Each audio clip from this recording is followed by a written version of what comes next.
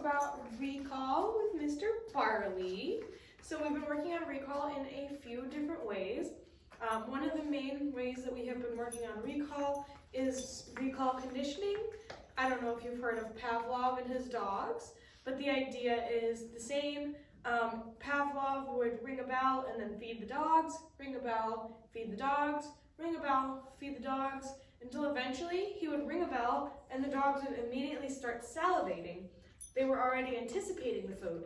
So whenever he'd ring the bell, they were thinking already food thoughts. So I'm going to eat soon. Whenever they'd hear the bell, and I'm sure they would come running and drooling already before even food has come into the picture. What we want to do is create the same kind of idea with our recall word. We want it so that every single time that we say our recall word, the dog comes running to you like you just cracked open a bag of potato chips or salami or something really, really tasty.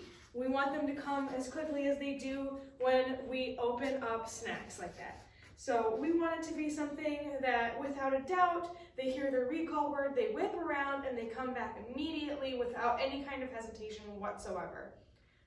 Some main things that we want to keep in mind: we never want to use recall or recall word when we are calling the dog in to do something that the dog may dislike. So, for instance, if we're calling the dog from outside to come inside and we're going to immediately put him away and not have like a chew ready or something like that, I would not use a recall for that.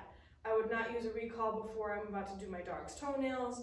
I would not use a recall before I'm about to take my dog into the vet or something like that. Anything that could possibly be unpleasant, I would not use a recall word for. It looks like Mr. Barley has to poop, so pause.